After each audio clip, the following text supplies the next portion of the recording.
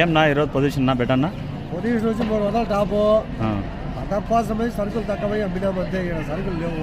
Okay పండగల గురించి ఏమి అమ్ముతారు కానీ సరుకులు తక్కువై అమ్మినారు అంతే.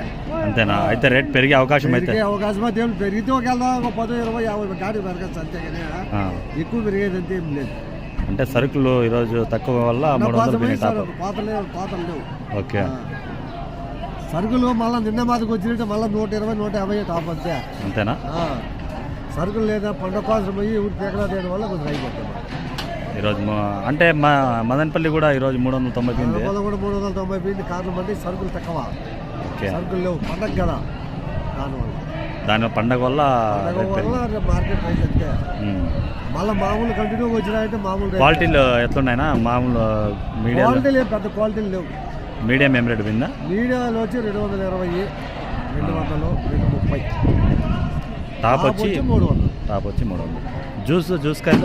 జ్యూస్ కాయలు లేవు. ఇప్పుడు జ్యూస్ కాయ అడిగోలే లేదు అసలు. జ్యూస్ కాయలు కూడా 150 రూపాయలు పైన ఈరోజు జ్యూస్ కాయలు కూడా 150 పైన. 150 పైన. ఓకే థ్యాంక్స్ నా. పండగ కోసమే సరుకులు లేని దానివల్ల అమ్మినారంతే.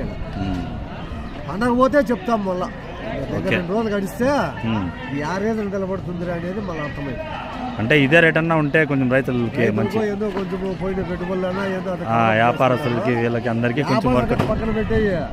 వాళ్ళు పెట్టి పెట్టుబడులన్నా వస్తే ఒక 250 రూపాయలు 300 నమ్మితే 100 ఖర్చు పెట్టి 200 టన్నులు చేతికి వస్తే ఓకే సరిపోతుంది. 100, 120 అంటే ఏం రాదా? ఏం రాదులే పాపం. ఓకే థ్యాంక్స్ నా.